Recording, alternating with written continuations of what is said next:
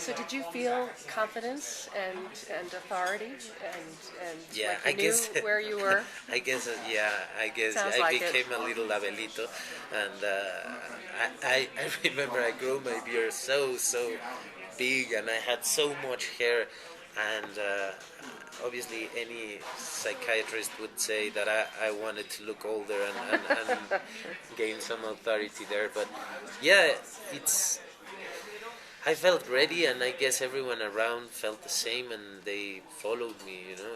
And there was moments where I would go home and say, everyone here, I mean, it's not just amazing and talented people, but people I've seen being really tough, you know, really tough, and they are behaving like kids. They're saying, yeah, let's play that, yeah, and I would put a ball, and they would say, yeah, now basketball, and now baseball, and they would just go and follow, and it was an amazing feeling. But I think it's all about the pre-production process, you know, that we did.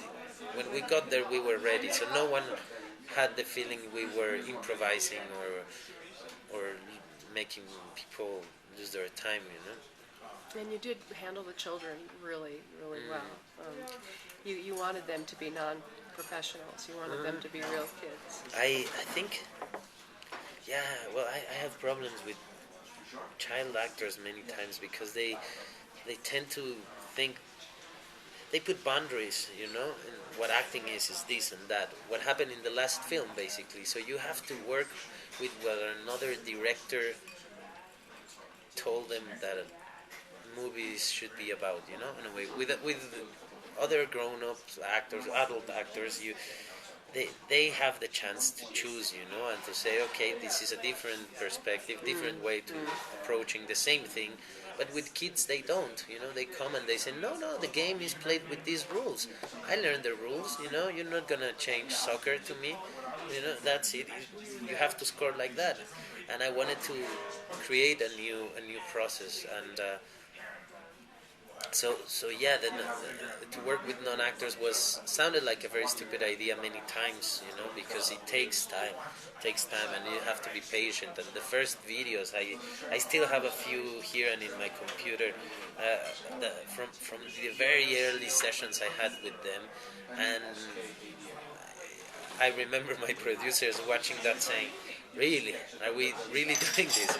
But it's all about time. Once they knew the rules, they became the best players, you know. And I think every kid can be an actor if they're happy, if they're free, if they're not scared, and and that's it. I think if they're comfortable, they'll make you believe any story, and you know, because they believe the story, and that's what acting should be about, I think. When do you open the movie in Mexico? I want to do it on the 30th of April, which is the Kids Day or something. You know, it's a holiday, and it's the day kids are celebrated. Have you got a distributor, presumably? Yeah, The people who paid for the movie. No. In fact, the money came. It's the weirdest, but the money came from. Half of it comes from the state where we shot, Aguascalientes. You know, they were just happy. This is the third film that is shot there, so they wanted it.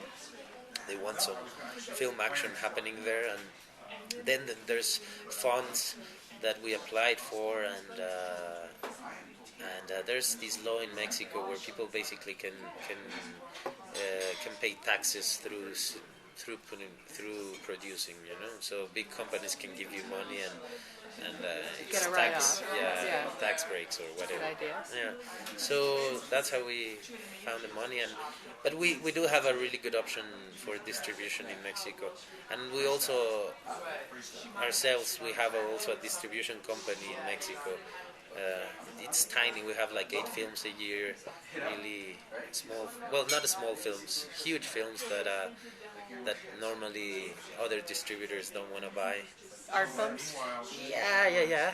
We Which this one qualifies for, or will it be a bigger deal in Mexico, do you think? I think it's gonna be bigger. I mean, like the other titles we had is Gomorra, or I don't know if you've seen Let the Right One In. Think, I mean, I bet you did well with that. yeah, Yeah. yeah. It's now we have la teta asustada. Well, you don't know. Do you know that film from Peru? It's the, Good. is that the Oscar entry? Yeah, Yeah, yeah. I've heard about that. I've heard it's good. it's good. It's good. So anyway, Well, was I saying? so Oh, but we're not what gonna about distribute it. U.S.? What about U.S. distribution? What do you think? Have you gotten some interest? I know they all went to see it. That's all I know, and it's so. Could take some time. It's just it's horrible. It's a horrible feeling, because I obviously want the film to be shown here, and I obviously think there's many elements that can make the film work, but also, I mean, who knows? It's just that it's the market thing. It's not good right now. I know it's not good, but it's horrible for directors, because it's always so personal. I know. That you would like everyone to say yes, and that's it. No complaints. Well, I would imagine that you would have no trouble at all selling it in Europe or France, Spain, Yeah. Italy, Germany. I would think. I read the other day a review that said there's a moment where it says this film is gonna work perfectly in festivals or for any Diego Luna fans or new Mexican cinema fans. It shouldn't be that limited. And I was like, why? I mean, why would you write something like that? It makes no sense why we again put boundaries on films. Because I have the feeling it's a very universal thing, and when I was sitting at the cinema, I saw everyone that was a parent was reacting to the film, even though it was in Spanish. And I remember the reaction of Y Tu Mamá También, and I thought people was getting out of the cinema saying, I had a trip like that, I was speaking a different language, probably, but I went to the beach with my best I friend. think we all wish we had a trip like Well, that. or we, yeah. But cinema, when it's good, and when it's bad, I think. I don't know. I hate thinking about the market. Otherwise, I would be doing different kind of films, Well, the point is that it sounds like we've launched a new director, and you'll probably do this again. Yeah, that for sure. I so want to do it again.